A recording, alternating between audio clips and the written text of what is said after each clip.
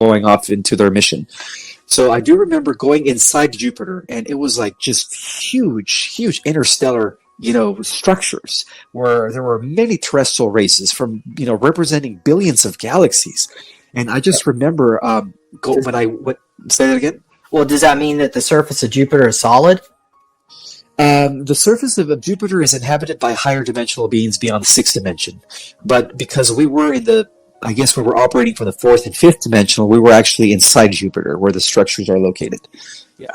And I just remember just many representatives of different galaxies cheering us on, saying, okay, giving us their blessing before we went off on the mission, saying, wow, you guys were cultivated for this. Many universes came together to create you guys. You guys are the pinnacle of that. And now here we are ready to employ you guys on your first, cosmic mission to restore and save many of the galaxies and universes that have been affected by this cosmic AI. And it's not just the Animus. I mean, we were fighting different cybernetic intelligences that were different than the Animus, but of course they were working with the Animus. They were actually their minions. We were fighting a group of beings known as the Omicrons, which was like a very advanced cybernetic race. There was also a group of beings known as the Borg, and then in some cases, some huge electrical cybernetic beings that looked like dark clouds, and they were huge. So, and then of course, a lot of the black spiders. The black spiders were actually one of our biggest foes. They were used in many universes to just kind of pop into reality and literally just terraform a planet in days.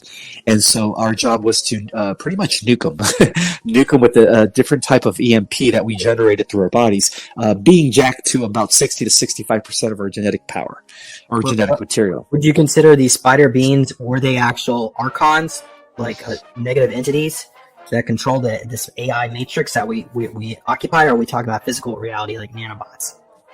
Well, they're one and the same because all artificial intelligence is controlled by Archon energy. That's the consciousness that embodies all AI.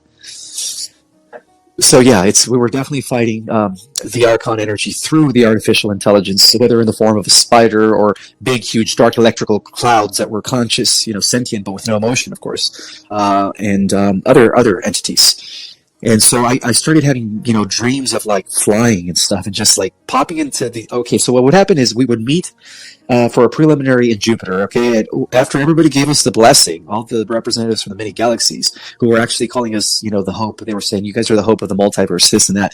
We were actually teleported, and how they would do it is they would plug in what is called a cosmic Stargate number. So how that works is like, the entire multiverse is divided into 7 segments. Each segment is considered a super universe. So our local universe is located within the 7th segment, known as Orventon, according to these records. And so our job was to secure and restore the cosmic minor sector of Enzra, which occupies over 200,000 organized local universes. So out of those 200,000 organized local universes, about 1/3 were afflicted by this AI. And, unfortunately, many galaxies were destroyed in the process. We're talking about hundreds of thousands of galaxies that were destroyed.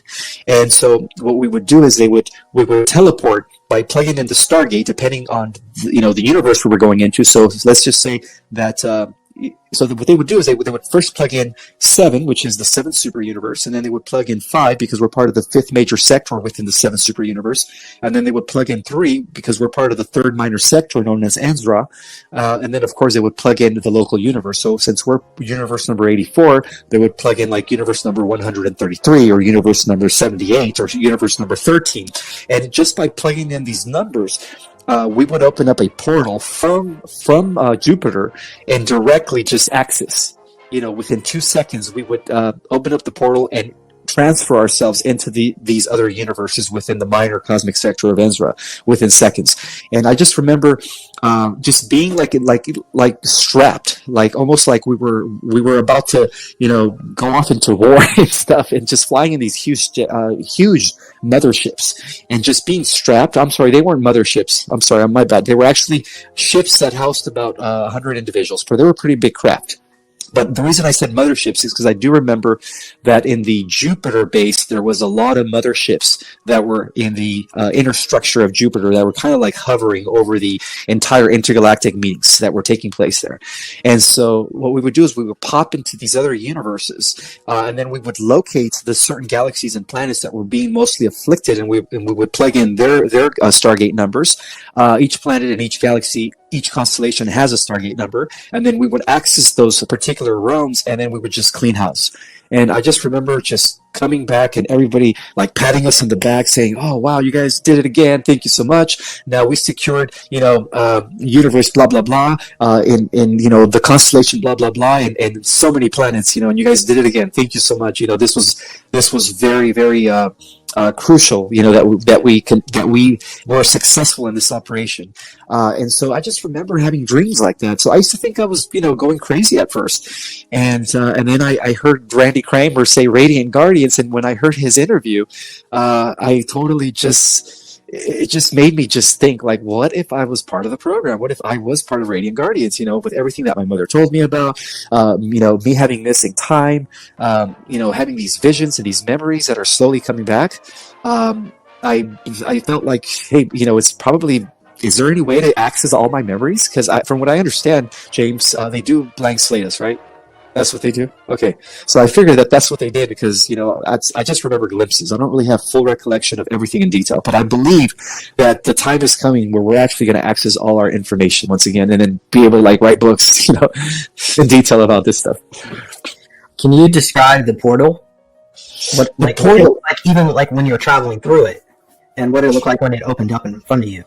It was very kind of like in the movie Doctor Strange. It would just open up just like a circle.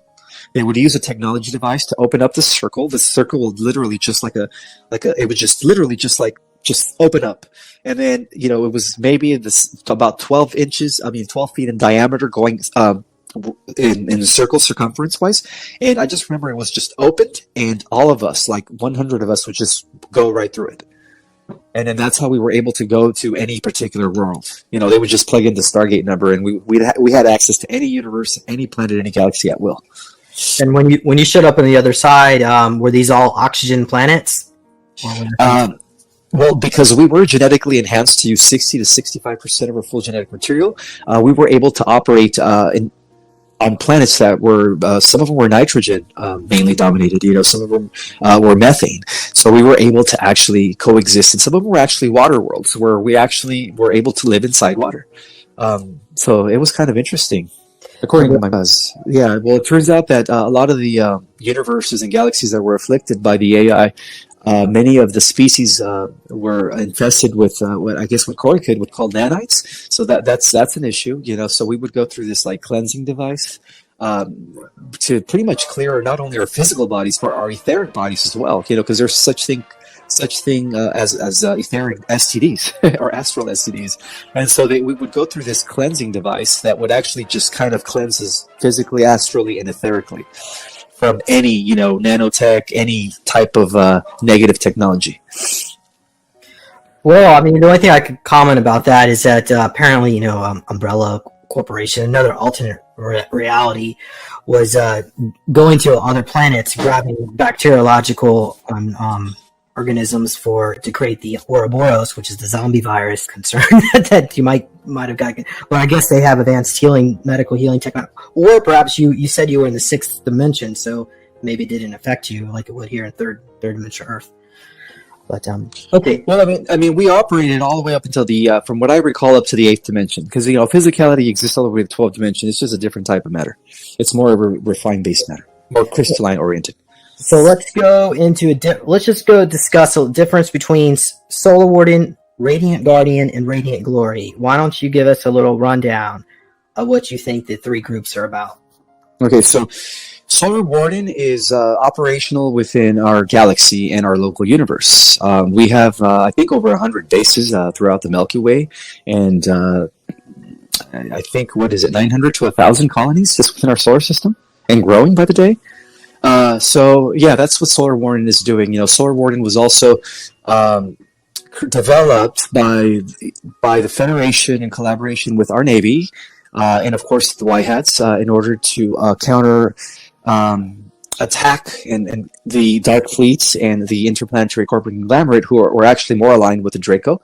And so, from what I understand, is that Solar Warden is not only our interplanetary police force, but is also throughout our galaxy known as the galactic police force. You know, because we do have the most advanced genetics in the multiverse. As you know, we are galactic royalty, and this is evidence is confirmed by Alex Collier and other contactees. And so, what they did is in Solar Warden is they enhanced genetics to maybe about 10 to 15%, but that was sufficient enough to reclaim the victory against the Draco in our galaxy. And of course, you know, many of those soldiers were sent to Orion because Orion has been a huge hotspot for this galactic war with the Draco. And I think just recently, a lot of our soldiers from Solar Warden just returned, I think within the last 2 years, when they secured the war in Orion. Is that correct, James? Are we talking about Hammerhead, the maximum security prison, the Draco one? Did they go in there and rescue people? Is that because that's where they would take a lot of the people that were involved in the Orion Wars? Yeah, I think so. But you are aware, though, right, that we've won the war in Orion already, right? I thought it happens in 2023. Well, I guess since all time is happening at once, I guess in terms of that, yes, it's. But you know, the victory is ours. I mean, we do have the upper hand. I thought it happened in last year in 2021. I thought that's when our super soldiers returned from Orion. But you could be right. You know, it could be 2023. Johann Fritz was talking a little bit about Hammerhead and the particular war between Solar Warden, and I guess that's when actually the alliance was. Well, I mean, the alliance, I guess, theoretically exists now, but the schism of Darkfleet breaks off, where a third of Darkfleet breaks away, with in conjunction with Solar Warden over this AI contamination issue with the elite officers. Exactly. So is that also what's connected with this war in Orion too? They were also fighting that as well? Yes, because Orion was actually taken over by AI. I don't know if you recall. You know, and what's been running Orion, even above the Draco, is what they call the Red Queen. And so I believe that's what we've been fighting pretty much in our galaxy. Yes. Interesting. Yeah, I know the Red Queen has been mentioned before. She is really nasty. Very nasty. And in fact, a lot of the gray human hybrids that they created here in our planet since the 60s were actually taken to Orion to be part of the Borg hive mind controlled by the Red Queen. And they believe that the only reason they took them there and they took some of our genetics was because sometime in the near future they're planning on sending these hybrids back to the Earth to conquer the Earth. But of course, we're not going to let that happen, right, James? We're going to be ready for them. Yeah, well, we're going to need there are a lot of super soldiers out there. Even when disclosure takes place, this is not going away. But all right, well, let's talk. So now the difference between Solar Warden, you know, going back to your question, is that Radiant Guardians is actually operational in the multiverse. So it goes beyond our galaxy and our local universe, and that's everything I know. It's just that we've been fighting wars in other universes. You know, as far as like knowing things in detail, I'm yet to get my memories back. I'm hoping soon though, because I really want to write a book about this.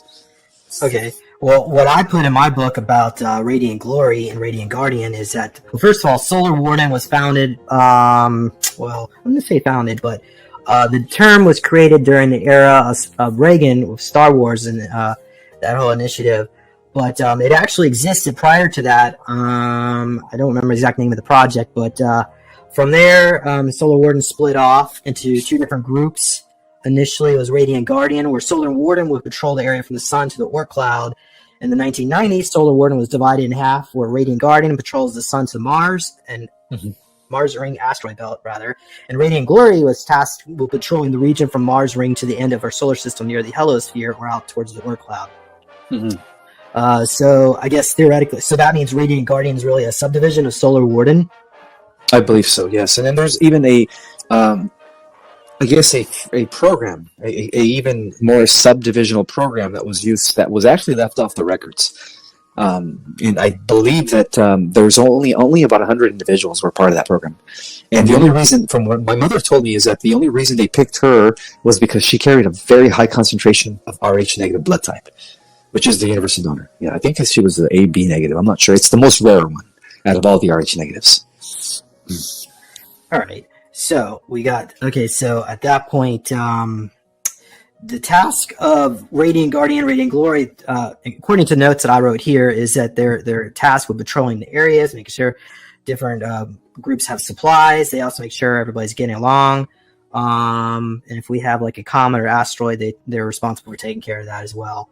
But you're saying that it was primarily the AI is what your main focus was. Yes. Okay. So let's discuss a little bit about, of course, with there is Dark Fleet out there, and that would be the more, I guess you could say, more negatively aligned NAZI. Draco. They embed Draco officers on all their ships, at least until the schism takes place. Exactly. The officers are required to drink black goo. Yes, they are. So what about on Solar Warden? Were any of the officers contaminated with black goo? Do you happen to know?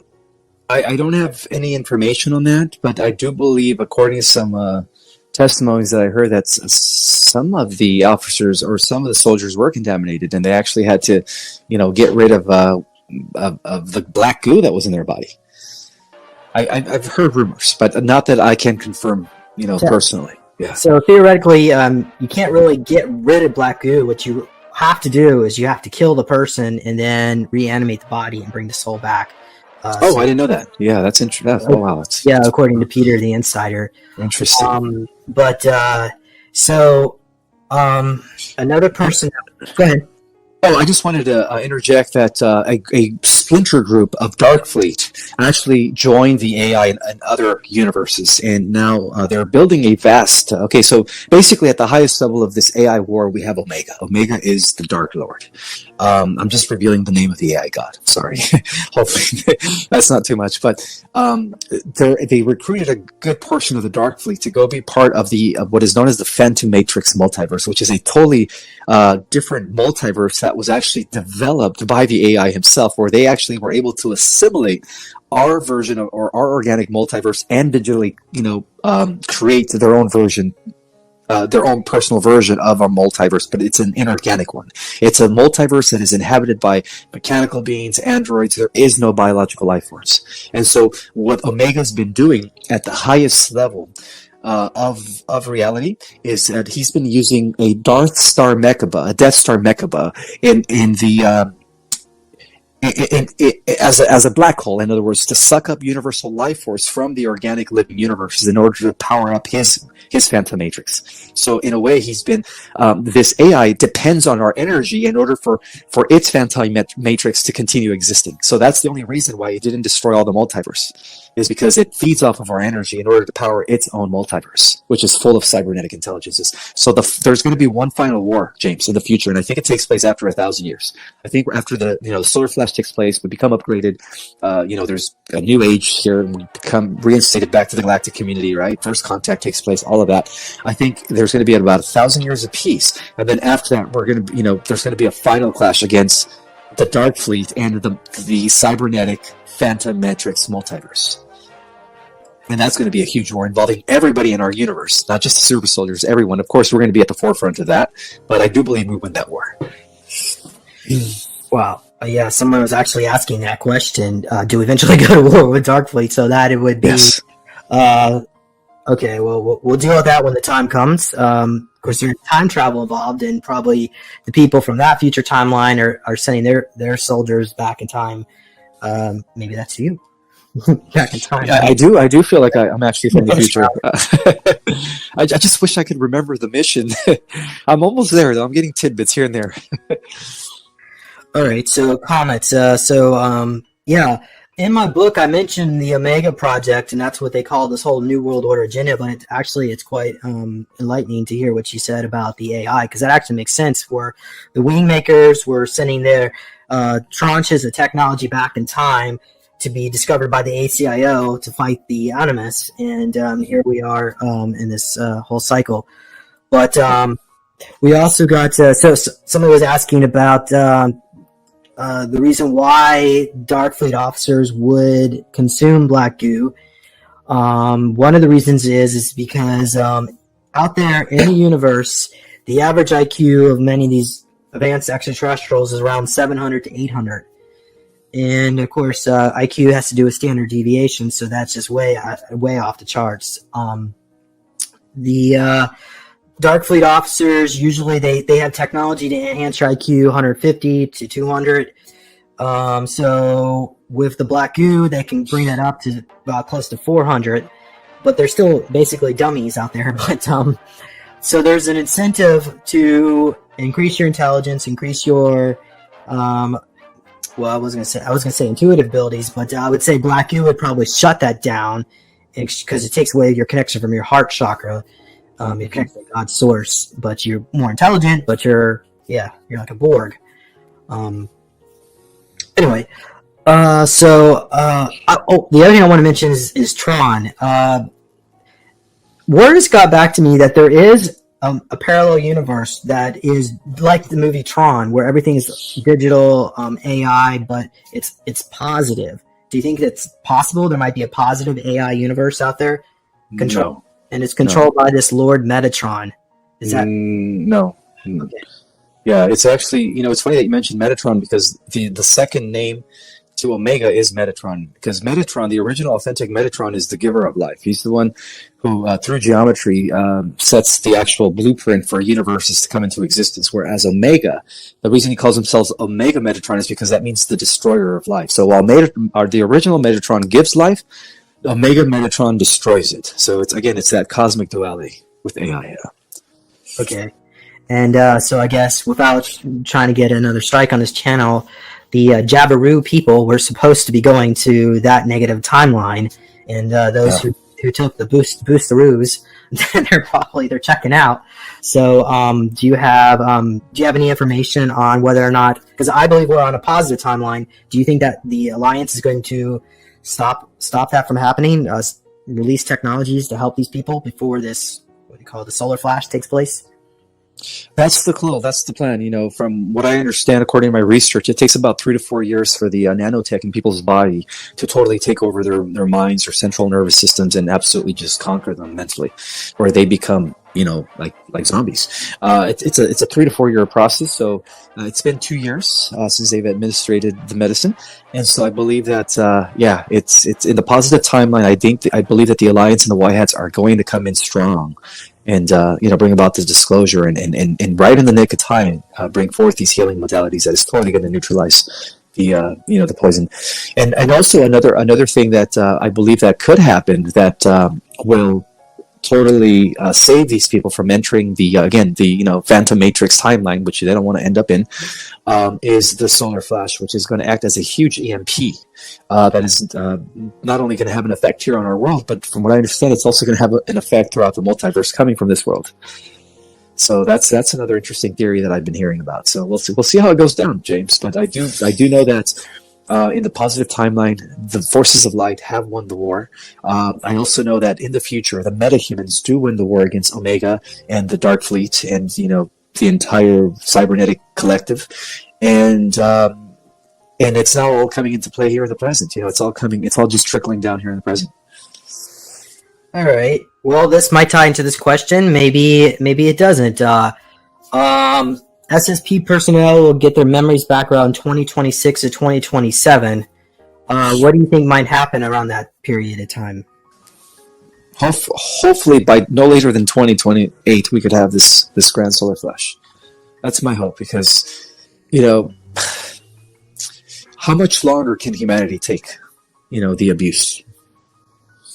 So you don't ever expect, I don't know, how about say a website being set up of all our files being put on there, and we can log on and find out, oh, I was on in the SSP after I didn't. I guess. Yeah. I think that in the positive timeline, when disclosure takes place, all that stuff will be restored to us.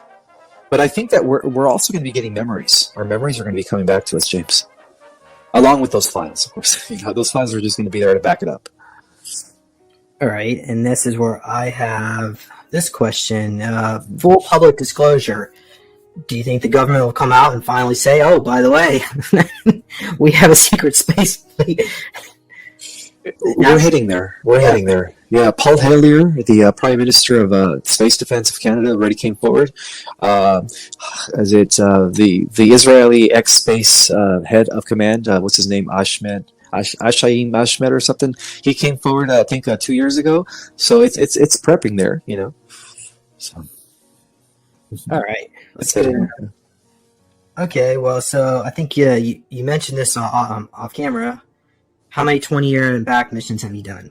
I believe three. Yes, because there's three instances in my life where I felt missing time, and I believe that had a lot to do with this. Yeah.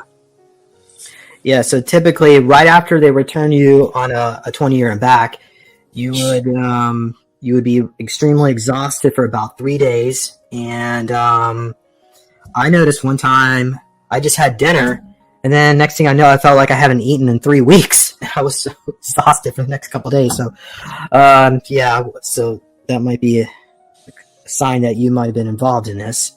Do you have anything you might want to comment on that?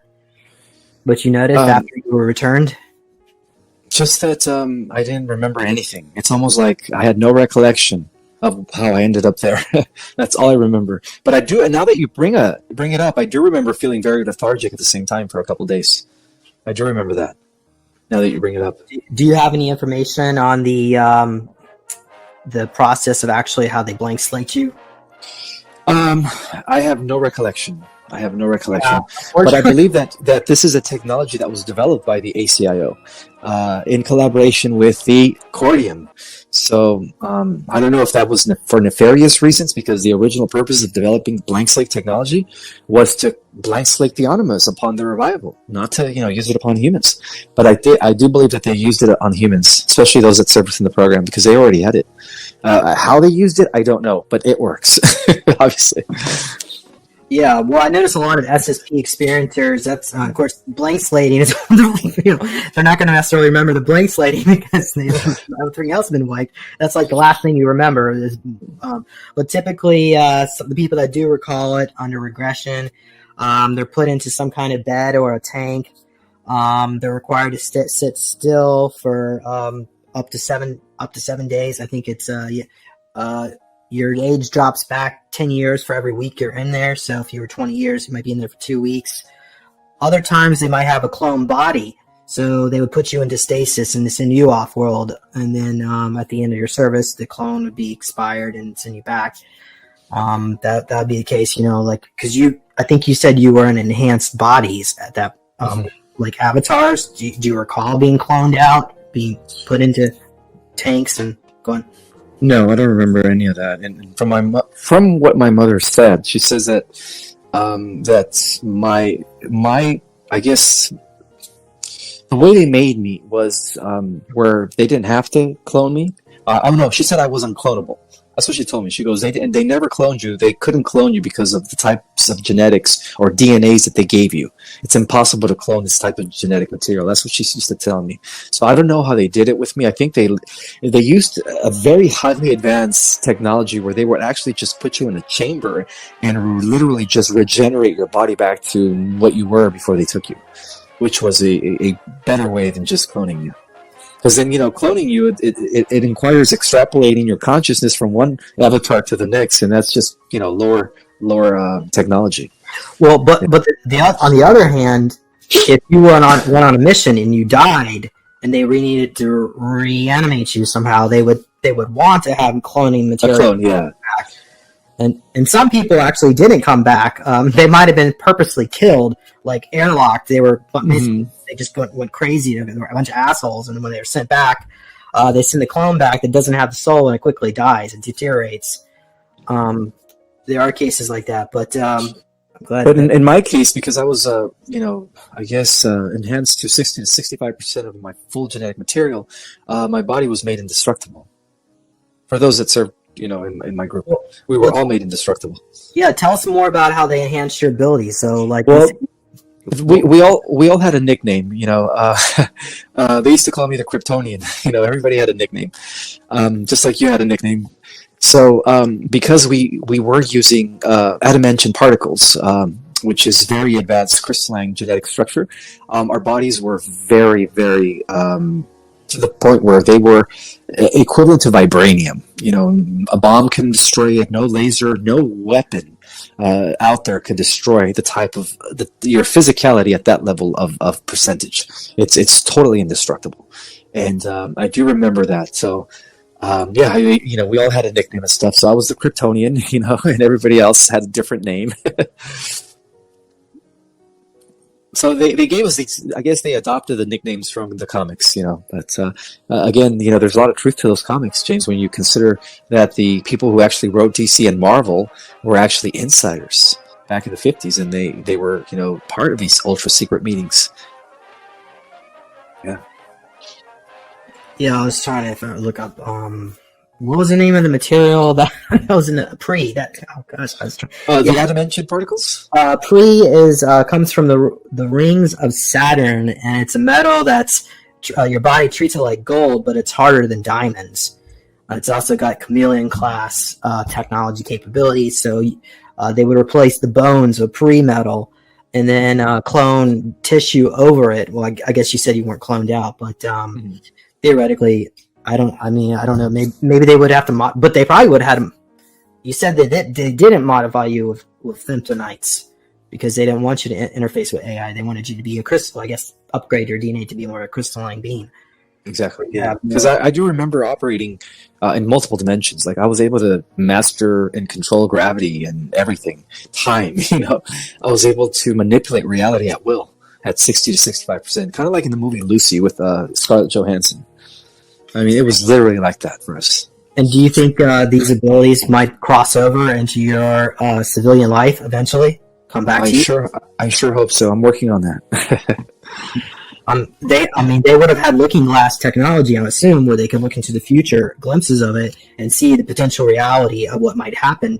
Was that ever a concern to them that suddenly their super soldiers' assets became fully aware? Well, because of the purpose and mission that we serve, we actually have very highly security. We're very well protected, I was told. You know, our protection not just comes from, you know, the Pleiadians and the Federation, right? Our protection comes from beings beyond them. And so because we're that important to the cosmos and because of what we did for the cosmos, they're actually securing us so that when the time comes, you know, when the time comes for our dormant DNA to come online, these abilities are going to come right back, which is going to be cool because I was told that I was also going to be used in the last war against AI. That's going to take place in about 1,000 years. Okay. So obviously I'm not going to die, and you neither. By the way, we're going to live forever. All right. So let's go into maybe you can. I wanted to go into a little bit earlier an ultra soldier. How would you define an ultra soldier of the Radiant Guardian variety?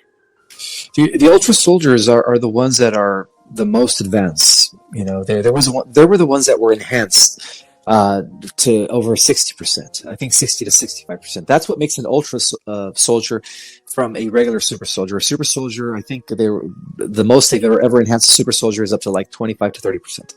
And that allowed them to have, you know, telekinesis, psychic powers, precogs, you know, straight out telepaths where they could just read and sense things, capable of observing data and information, where they could walk into a room and tell you exactly what every person is doing, all hundreds of them, within a second, which is a type of perception that allows you to capture everything like in pictures. So I do know that there was different levels of upgrades, and each which gave us the different categories from, you know, regular super soldiers to elite super soldiers to ultra super soldiers. So that's the spectrum. And how would the Radiant Guardian ultra soldiers compare to, say, some of the ultra soldiers? I guess they would have had leaks of that and over a Dark Fleet. There would be different types. Well, the Dark Fleet developed their own versions of ultra soldiers, you know, human 3.0s by mixing and merging with AI. So some of the members of the Dark Fleet became extremely powerful, but again, you know, they merged with the tech, and so they're now like cyborgs, but they're extremely powerful because not only are they using human genetics at like 60 to 65%, but they're also dealing with AI genetics as well, or AI, you know, whatever you want to call it, digital cybernetic information. Yeah, it almost sounds like they're a whole new life form. already. They are, and they're actually causing an issue for the living cosmos. So, like I said, that's going to be one last battle that we're going to have to clash in eventually, or be involved in. Okay, and I guess the other comment I wanted to make about the Leak are super soldiers that were created by the Germans, and they took DNA from the original Atlantean race that can live up to 120,000 years, and they can create these hybrids in these cloning vats. It takes about 20 days to grow a clone up to full age, and they just stop aging. They don't age at all. Well, I mean, I guess it takes 120,000 years, but I mean, they practically don't age. That would be, I guess, is that the destiny of humanity to have our blueprint DNA return back to the way it was? Absolutely. Atlantis? Yeah, absolutely. Because in our original makeup, when we were first developed, we were developed as the most hybridized race in the multiverse, using 12 strands of DNA. We were, designed to achieve levels of power that no other species out there could achieve. And so that's why we became like the most, I guess, coveted race in the multiverse. Yeah, our genetics is priceless. So this is a comment on Allison. So something right out of Star Trek and Star Wars. I would comment further and say neither of those two are getting it right. Star Wars, they don't show the cloning, the re-aging tech. Star Wars doesn't do it. Star Trek, actually both of them don't do it. They don't show you the extent of the medical healing technology that the real reality is much more advanced. Mm-hmm. I agree. Yeah, there's a lot of stuff that was left out in those movies. However, those movies are also very educational as far as them being more documentaries and just sci-fi. A lot of hidden knowledge in those movies. This came up in the chat. Is there a FedEx in outer space? Do they deliver in outer space? No, it doesn't happen that way in outer space. Okay, somebody should send an email. Get done. Okay, so let's go on to the next question here. Okay, so let's see here. How about this? Do you have any information about any treaties between the ICC, which is an interplanetary corporate conglomerate, or Dark Fleet with the Alliance? Are they running the show? No. They're completely separated. The Alliance is totally opposite to the agenda of the Dark Fleet and the interplanetary corporate conglomerate. However, there was a splinter of the Alliance that actually did form a treaty with the Dark Fleet and the interplanetary corporate conglomerate, but they're going to be dealt with very soon. They're going to be dealt with. It was just a small percentage of traitors. Yeah, this actually, I wanted to tie that question into the Star Trek question, because our future is Star Trek, but way more advanced. Mm-hmm. And the name that I actually got was, at least a possibility, is High Fleet Command or Starfleet Command. Do you have any information about what the secret space program, I guess it won't be secret in the future, might look like? Yes, from what I understand is that Space Force and Solar Warden are going to merge, and they're going to be called, I think they're going to be called, not Star. Yeah, I do understand. They gave me the symbol, which is it's kind of like that, but with a circle around it, and it's like blue with yellow. It's like a yellow circle with blue around it, and like a yellow cross representing the four quadrants of the universe, and how the Earth is going to now be the new guardian at the center of the entire universe, which is awesome. I can't remember the name of it, but yes, I do see a merging coming with Space Force leading the way, and then of course, bringing forth the technology that's been used with Solar Warden and stuff. And of course, taking us into a Star Trek reality where, we're going to, the human race here on this planet is going to actually, be scattered all throughout the galaxy, which is awesome. That's going to solve the population issue, of course. And also they'll start building, there'll be flying platforms, then eventually you can build a house on it, then you can build a city on it, and then the flying platforms can go out in outer space. And then, and then planet Earth will be kept as a nature preserve on the surface. Okay, so let's go to, how about this? Some of the technology that you've encountered off-world. What can you tell us? What is it like out there? A lot of the technology that I've encountered was living. It was like a biosubstance that was alive, where the intelligences were actually in a symbiotic way, were consciously infusing themselves with the crystals or the stones or whatever it is that they were using to they were using them as tech. It was living technology. So including their spacecraft, a lot of the spacecrafts were actually telepathically in communion with the person that was piloting them. And so it was amazing how they were able to communicate as if the spacecraft was an extension of their consciousness. It was beautiful. Some of this tech is just beyond our comprehension. So, Dark Fleet got their technology primarily by attacking innocent aliens and stealing their tech. There was also trades with the MMF, the Merchant Marine Fleet, where they would go around, kidnap humans on planet Earth, trade them to aliens with their own cybernetic units and regen tanks so they live forever, and Replicator defeat them, and they trade them off as slaves in exchange for technology. So that's how Dark Fleet became so advanced so quickly. Mm-hmm. So Warden, I'm assuming, would, in order to, because there is this, there's still like this issue between, because you got the Nazis down in Antarctica who are controlling Dark Fleet, and now you got the Americans running the Solar Warden program, and there's still like a conflict going on here. But how did Solar Warden get all their advanced technology? Did they make a deal with the positive ETs like the Galactic Federation, and they just handed it over without trade? Because typically DNA is the trade, the currency of the universe. Exactly, especially our DNA. They've been selling our DNA throughout the galactic slave trade for actually centuries. They just, we're just now catching on to that. But yeah, they've been abducting us for hundreds and hundreds of years. Yeah, but how does Solar Warden acquire their technology so quickly? By the Federation, because what happened was, from what I understand, is that the Federation first secured the Galactic Wars when they first won the battle in Orion 15,000 years ago. Then what happened was a group of the Draco Empire traveled into the future in order to recruit members of our race to genetically enhance them and, of course, mix them with the cyborg or with the AI to become cyborgs to go back in time and re-win the war against the Federation. And then so that's when the Federation also traveled back in time, popped into our reality in the 1950s, developed Solar Warden to counter-effect that. And so a lot of this has to do with time travel. So definitely Solar Warden developed or received the technology by the Federation and the good benevolent forces to counteract what Dark Fleet was doing with the Draco. All right. Okay. So let's go into Cordium and the Labyrinth group. So is this connected? Is this the group that actually is traveling back in time, giving technology? I do believe that, yes, the Cordium is a group that has been using a lot of time travel to give us the technology. So I think that they're the ones that are actually the depository of intergalactic records. And some of them are related to a lot of rogue extraterrestrials, especially from like the Evans and stuff, like the Naboo, and those that are involved with the hybridization programs involving human genetics and Zetas and Grays. So the Cordium is definitely not good.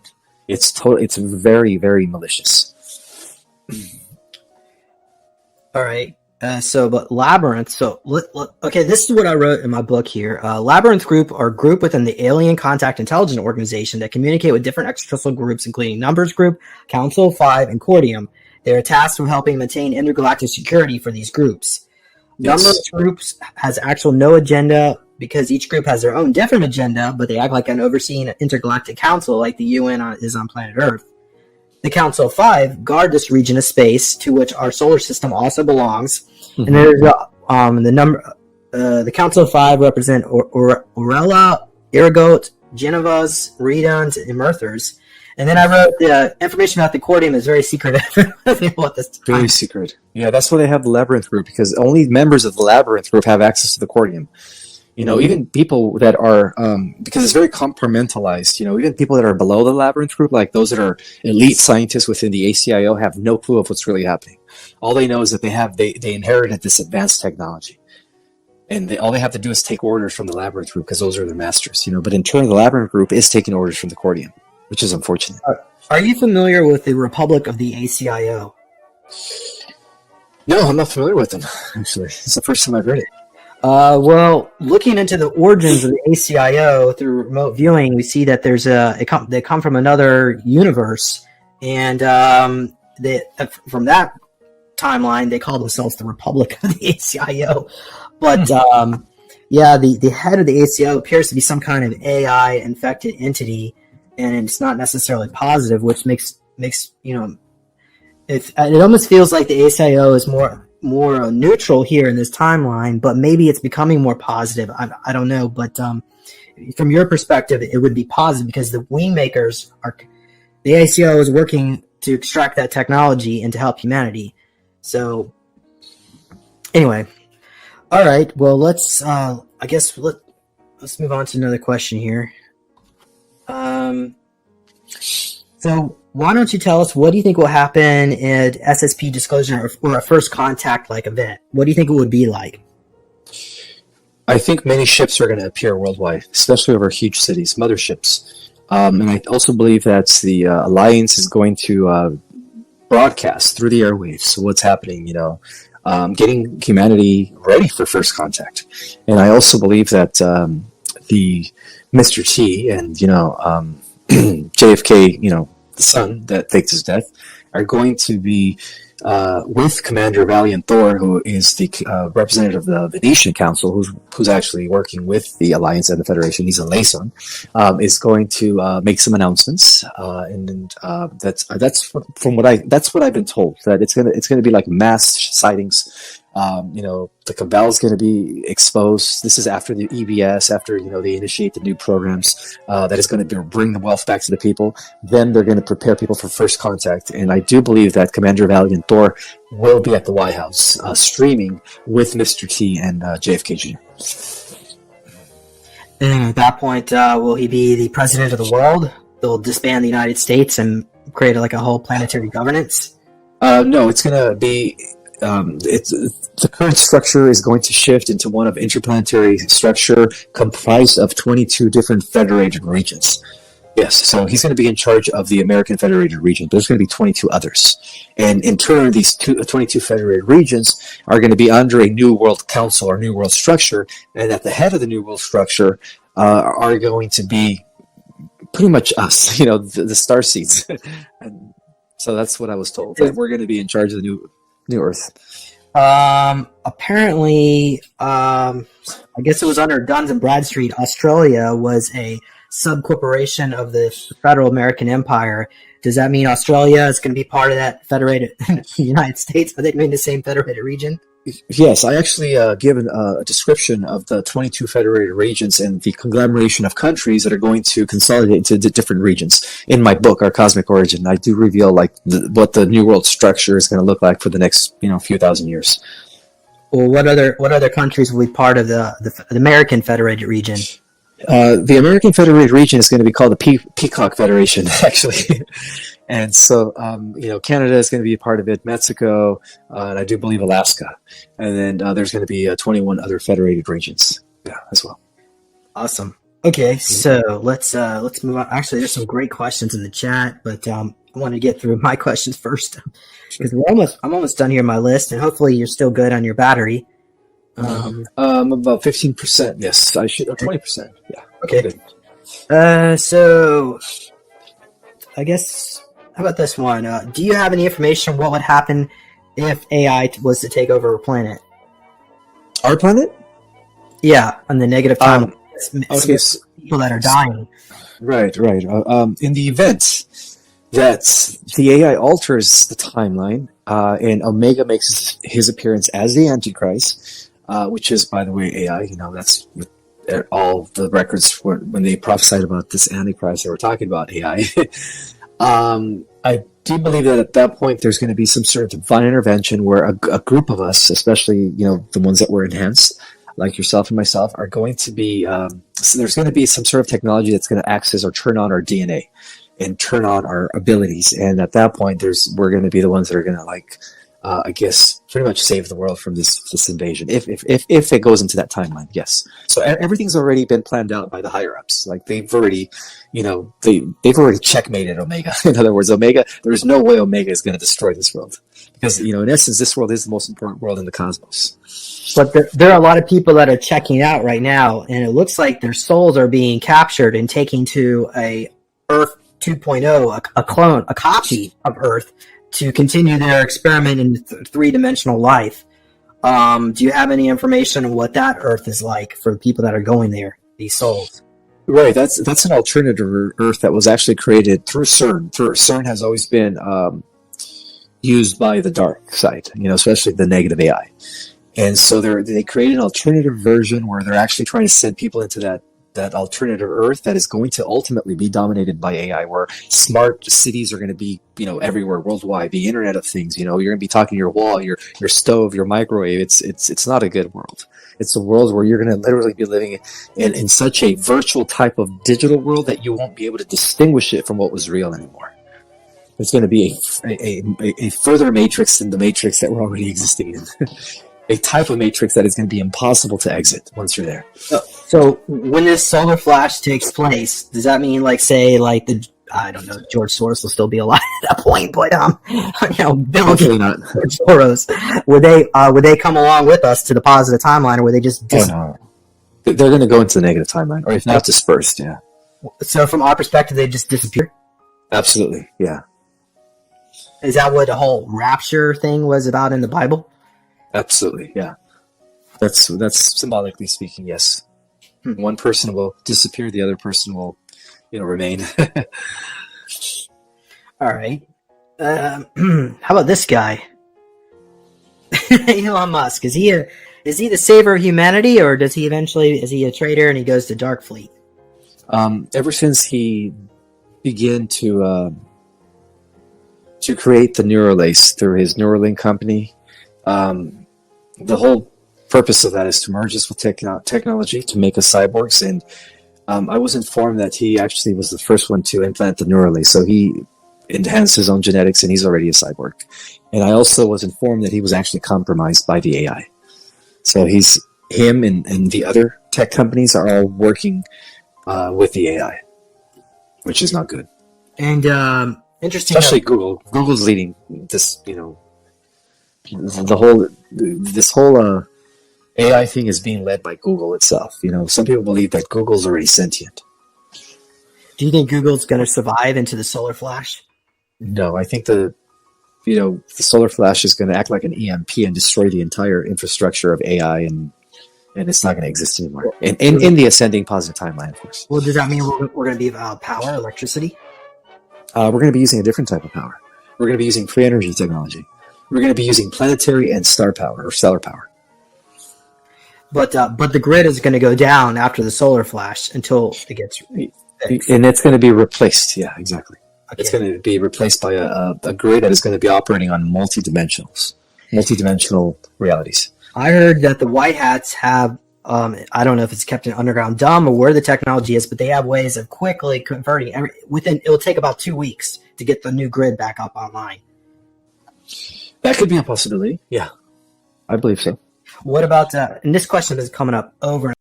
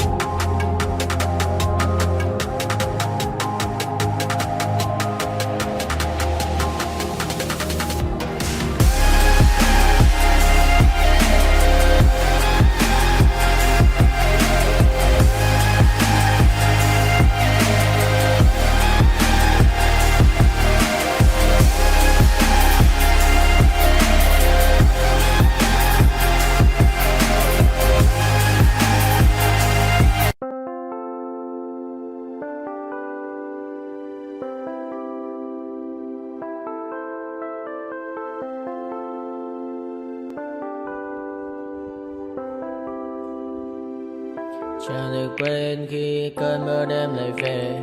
Em đã quên lời thề và ta như đông chìm sâu. Không còn mơ em anh nhạt màu. Em chỉ cần mơ đâu em bay. Chỉ còn là những cơn mưa vô giá cho bên mơ em không mơ anh.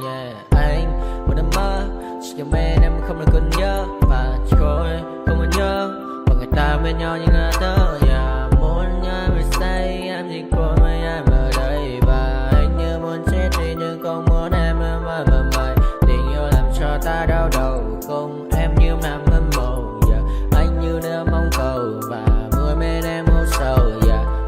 Chắc có mà mai em mơ chỉ có bên em nhưng là khó mơ. Mà đã ra em muốn bên ai anh không mong gì hơn chỉ mong em sẽ ở đây ôm anh thật gần. Anh chỉ mong đôi ta được có nhau mà đừng em đâu anh có em muốn em bên anh có em. Ta sẽ trao nhau môi hôn thật sâu ôm anh.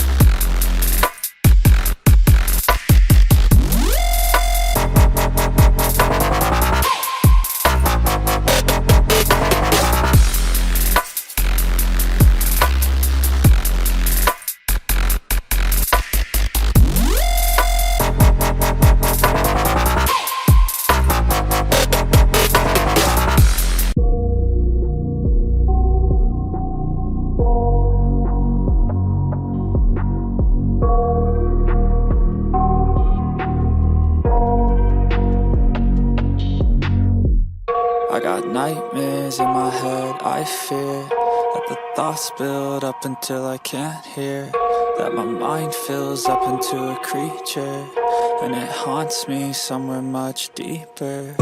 Anxiety, filling up every space, no privacy. And silently, it could build and build until you finally see, whoa, it's taking over, damn, no closure, moving closer. No exposure, I just wanna be a loner.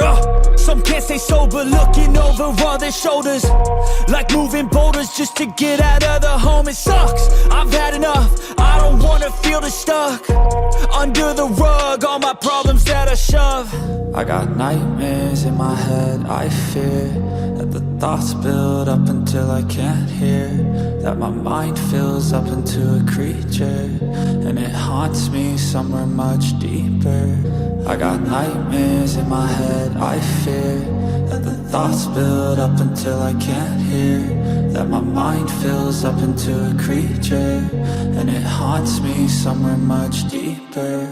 I've been feeling weird, I can't seem to focus good enough, nothing's really clear, sometimes it could be a little tough. I just need to feel like the end's in sight for me, but let's be really real, anxiety can foggy all this stuff. I've been feeling weird, I can't seem to focus good enough, nothing's really clear, sometimes it could be a little tough. I just need to feel like the end's in sight for me, but let's be really real, anxiety can foggy all this stuff. It sucks when you finally feel like giving up. Oh God, no luck, everything feels like you're sticky stuck. I'm lost, handcuffed to the bed where I sleep, don't give a fuck, can't stop, unplug, feeling over